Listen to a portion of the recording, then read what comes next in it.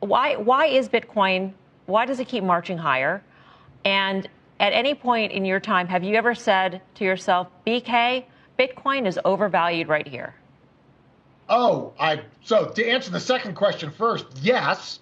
But every time I've thought it's overvalued, it proves to be the wrong move because it keeps marching higher. So just to be clear, I don't think it's overvalued here. What I've consistently said since last spring, Bitcoin is on a trajectory to hit 65,000 by May. That's generally what it did in 2016 after the halving. We are right on track with that, and I think that's a pretty good estimate to say.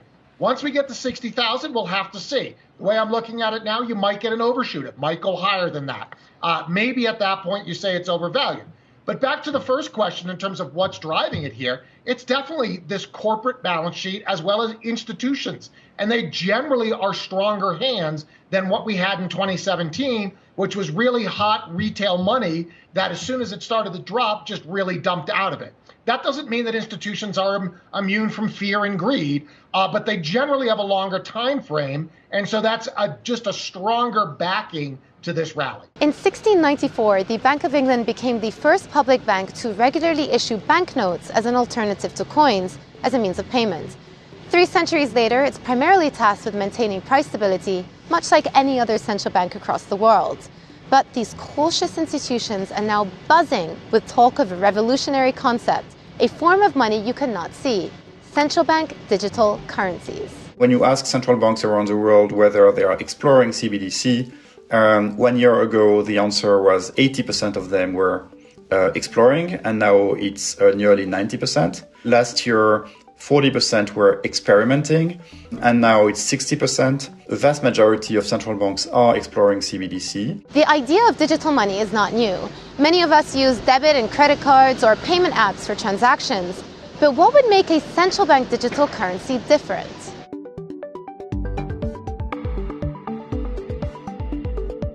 One of the big financial developments over the last few years has been the rise in popularity of cryptocurrencies, with one in particular, Bitcoin, standing out.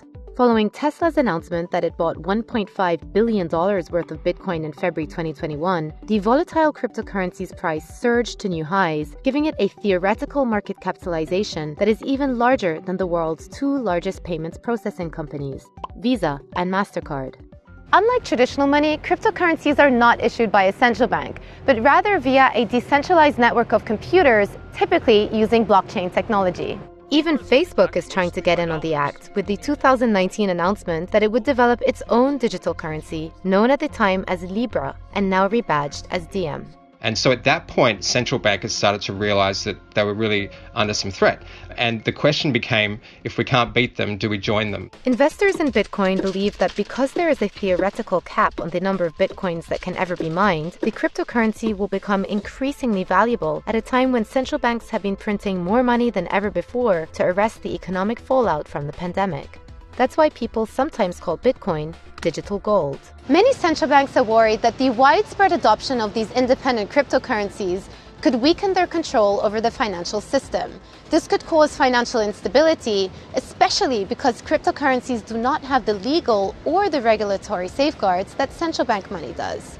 So why not issue a digital currency of their own? Currently, regular bank deposits, cash, and cryptocurrencies issued by the private sector, such as Diem and Bitcoin, all have a few features that make them useful. But the hope is that publicly available CBDCs would have all these desirable characteristics. Unlike your savings in a commercial bank, which rely on the bank's promise to fulfill, CBDCs are recognized by law and backed by the power of the central bank, which cannot go bankrupt. For example, if a commercial bank collapses, part of your savings could potentially be wiped out. But this wouldn't be the case for CBDCs, which could be as trusted as cash, as convenient as a payment app, yet also benefit from the same blockchain technology which underpins cryptocurrencies. And, just like cash, CBDCs could be distributed through commercial banks, avoiding too much disruption to the financial system, or the central bank having to deal directly with many millions of citizens and businesses. Think of banknotes, which are the closest equivalent to central bank digital currencies that we have today, except that they're on paper, of course. This is money that is issued by the central bank and used daily in retail payments. The central bank sells banknotes to the commercial banks, and then the commercial banks distribute banknotes through ATMs to their clients. This means that everyone could have access to this digital currency, which could bring a lot of benefits. It could make payments faster, allowing for immediate settlement and no processing delays, and it could also make payments cheaper. In the US, the aggregate cost of making retail payments ranges from 0.5% to 0.9% of GDP. Digital currencies would reduce those costs. It also means that more people could have access to electronic payments. Currently, over 1.5 billion adults across the globe don't have access to the financial system, and even in an advanced economy such as the US, more than 6% of Americans don't have a bank account.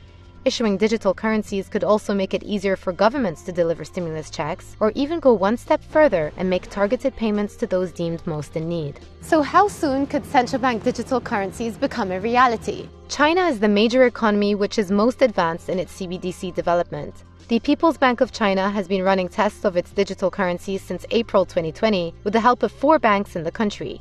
Tens of thousands of consumers have already been involved with the pilot, spending 2 billion yuan in over 4 million transactions. For China, it could also be a means of reasserting control over a financial system challenged by the rapid growth of fintech companies.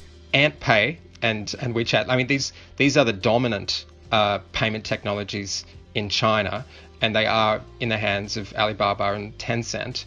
And if Beijing can wrest that back, then I think they will. And the way that they've set up the e-yuan is that it will still be effectively very integrated with the commercial banks, but it is effectively a direct challenge to the payment technologies. They are trying to ultimately displace them. The e-yuan is going to have its own digital wallet. Right. At the commercial bank, and over time people will probably just find it more convenient to use that, and thereby displacing Ant Pay, for example. There may also be a geopolitical consideration for China, providing a mechanism to shift away from using the US dollar. There's no doubt that Beijing views the US dollar as a strategic advantage that the US has. The problem is that most of the trade, the real world trade, is denominated and invoiced in US dollars, right? And China sees this, and it's very hard for them to sort of push renminbi into the global financial system, the global trading system, but they're trying. But if they had a digital currency, that would be potentially a really fascinating angle. So you can see, if it's got a technological advantage, that perhaps this is a way for people to think about the renminbi in a different way, and perhaps, ultimately start to chip away at the hegemonic status of the dollar. But it's not just China. The European Central Bank has plans for a digital euro, although it may be a few years before it is available. We are going to have to address all the issues of anti-money laundering, financing of terrorism, privacy of users and all their information, the appropriate technology that will carry that digital currency. And this is, a project that will probably take us 2, 3, 4 years before it is launched. This has got people wondering whether issuing a central bank digital currency could interfere with the effectiveness of monetary policy. Central banks have addressed CBDC so far is really as part of a payment discussion. That's a discussion for monetary policy committees, for the ECB Governing Council, whether they want to use CBDC or not. But it's too early to have that discussion. But theoretically, if the central bank wanted, they could also pass on negative rates to the holders of central bank digital currencies. Think of CBDC as being the future of banknotes. Banknotes do not bear interest. And so if you follow that line of reasoning, then CBDC should not bear interest. And if you want CBDC to bear interest, then you're creating something different. A lot depends on how much people would use CBDCs, and no central bank wants them to completely replace traditional cash, but rather to complement it.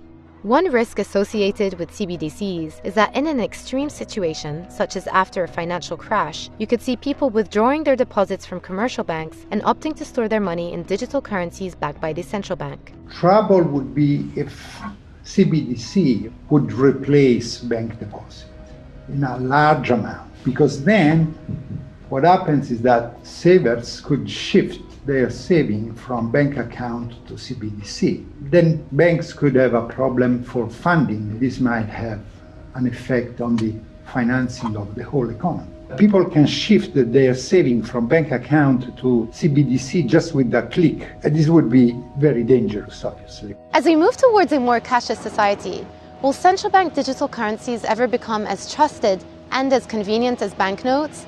Quite possibly, though it may take months, maybe even years. The trust in private money is built on the trust on the currency and the fact that behind that there is a central bank which has tools to keep the value of the currency. We have to buy this trust. And that's why we need to stay into the economy. And the way to stay into the economy is to make sure that people trust us. She want my bags now.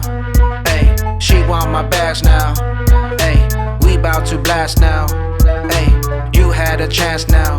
Too late. There's a party on the moon, and I know you heard the boom. Why she want my bags now? Hey, why she want my bags now? There's a party on the moon, and I know you heard the boom.